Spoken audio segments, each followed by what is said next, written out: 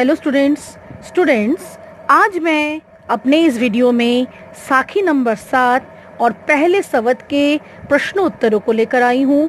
इसके कॉम्प्रिहेंशन को लेकर आई हूँ, पद्यांश पर आधारित प्रश्नों को लेकर आई हूँ, जो आपके प्रश्न पत्र का एक महत्वपूर्ण अंश है। 7वां वाला हमारा साखी है। छठे तक हम लोग कर लिए थे, छठे साखी तक हमारा हो चुका था। 7वां वाला साखी है, ऊंचे कुल का जन्मिया जे करनी ऊंच ना होई, सुबरन कलश सूरा भरा साधु निंदा सोई। अर्थात इस साखी में कबीरदास जी ने ऐसे लोगों की प्रशंसा की है जो भले ही ऊंचे कुल से न हो, लेकिन जिसके कर्म ऊंचे हैं।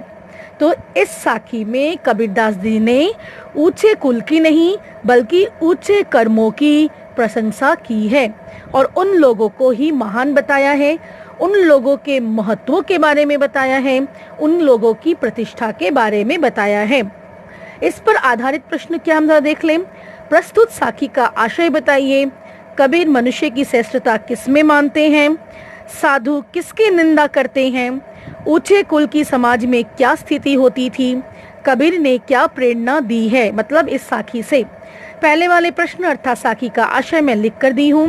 प्रस्तुत साखी में कबीरदास जी कहते हैं कि यदि कोई व्यक्ति ऊंचे कुल में जन्मा है ना, ऊंचे कुल का जन्मिया मतलब अगर कोई ऊंचे कुल में जन्मा है, जे करनी जिसकी करनी मतलब कर्म ऊंच ना होई, ऊंचा ना हो, श्रेष्ठ ना हो। तो सुबरन कलश सूरा भरा, सुबरन मने सोने का, कलश मतलब हो गया कलश, ठीक है, और सूरा मने शराब भरा हुआ। साधु निंदा सोई, साधु ऐसे पात्र की निंदा करते हैं, सोई मने उसकी मतलब उस पात्र की, निंदा मतलब निंदा। तो यहाँ पर बताया गया है कि प्रस्तुत साखी में कबीरदास जी कहते हैं कि यदि कोई व्यक्ति ऊंचे कुल में जन्मा है किंतु उसके कर्म ऊंचे नहीं हैं, तो उसके ऊंचे कुल में जन्म लेना व्यर्थ है। शराब से भरा हुआ सोने के कलश की साधु निंदा करते हैं। साधु अर्थात जो सज्जन व्यक्ति हैं वो हमेशा ऐसे पात्रों की निंदा करते हैं जो शराब से भरा हुआ है, भले ही पात्र सोने का क्यों ना हो। सोना जो है वो तो निंदनीय नहीं है, सोना का बहुत महत्व होता है, ठीक है, सोने के पात्र का भी महत्व होता है, किंतु सोने के पात्र अगर शराब से भरा हुआ है तब उस समय सोने के पात्र की, वैसे पात्र की साधु निंदा करते हैं। तो कबीर कहना चाहते हैं कि कहने का तात्पर्य है कि ऊंचे कुल में तो जन्म ले लिया है, अच्छे परिवार में तो जन्म ले लिया है, ऊंचे वंश में तो जन्म ले लिया है, लेकिन व्यक्ति का काम निकृष्ट है, छोटा है, नीच है, बुरा काम है, बुरे कामों में लिप्त है, तो उस व्यक्ति की समाज में कोई महत्व या वह व्यक्ति समाज में महान नहीं होता। कहने का तात्पर्य यह है कि समाज में वही मनुष्य प्रतिष्ठा पाता है जिसके कर्म ऊंचे होते हैं, न कि कुल। समाज में व्यक्ति अपने कर्म से महान बनते हैं, न कि कुल से। मतलब ऊंचे कर्मों की महत्ता इस साखी में बताई गई है, ऊंचे कर्मों की महत्ता इस साखी में बताई गई है, न कि ऊंचे कुल की महत्ता बताई गई है। पुराने समय में ऊंचे कुल को बहुत महत्व दिया जाता था, ऊंचे कुल के जो भी लोग होते थे सबको महत्व दिया जाता था, भले ही उनके कर्म ऊंचे ना हो। लेकिन कबीरदास जी का कहना है कि वो गलत है। उन व्यक्तियों को समाज में महत्ता मिलनी चाहिए, महत्व मिलनी चाहिए, जो कि ऊंचे कर्म से क्या है संबंधित हैं। जिनके कर्म ऊंचे हैं वो ही सिर्फ एकमात्र समाज में महत्व पाने के अधिकारी हैं, ये कबीरदास जी का कहना है। अब हम आते हैं दूसरे प्रश्न में।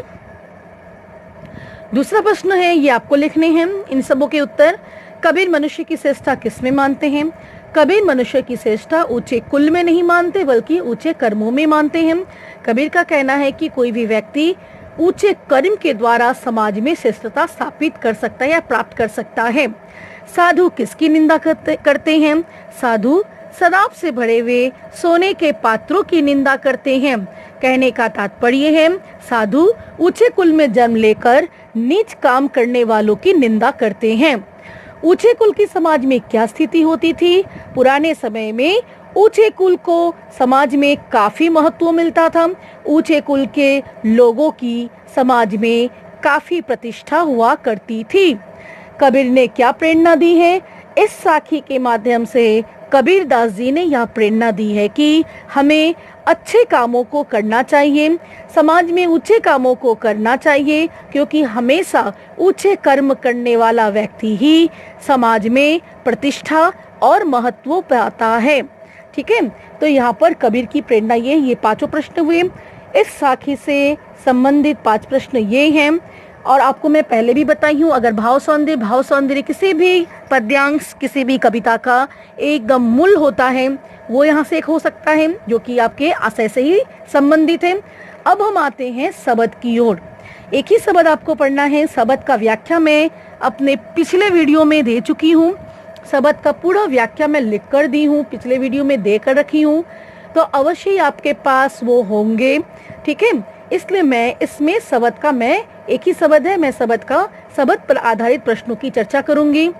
और क्या है प्रश्न देख लें और उन प्रश्नों की हम चर्चा करते हैं।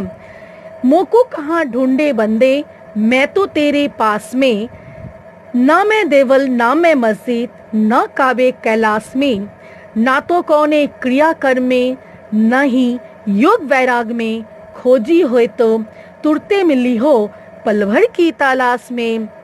कहे कबीर सुनो भाई साधो, सब श्वासों की श्वास में। ये है शब्द। इसका आशय आपके पास है। इसके आशय, इसका इतना बड़ा है इसलिए पूरे पद्यांश का आशय परीक्षा में नहीं आएगा। लाइन मतलब पंक्तियों को उठाकर दिया जाएगा, 2-2 पंक्ति, 3-3 पंक्ति। ठीक है, मैं आपको पूरे शब्द का ही मैं यहाँ पे प्रश्न दी हूँ। तो प्रभु कहाँ नहीं मिलते, इस जो ये जो शब्द है, इस शब्द का मूल सार है कि ईश्वर का निवास, ईश्वर सर्वव्यापी है, ईश्वर सर्वव्यापक है। ईश्वर को मनुष्य मंदिर में ढूंढता है, मस्जिद में ढूंढता है, काबा में ढूंढता है, कैलाश में ढूंढता है।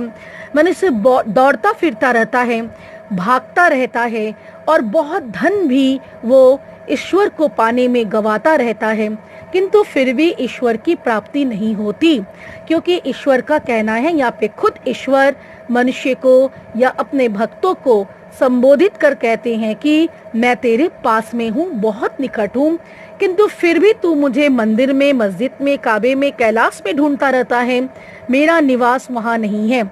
बहुत तरह के मनुष्य धार्मिक कर्मकांडों को करके अपना धन गवाते हैं, पैसा गवाते हैं, तो वो कहते हैं कि ईश्वर कहते हैं कि वो व्यर्थ है, क्योंकि धार्मिक कर्मकांड, योग करना, वैराग्य में जाकर ईश्वर को ढूंढना, ये सब ऊपरी दिखावा है, ये धार्मिक कर्मकांड है, ये सांसारिक, ठीक है, आडंबर है।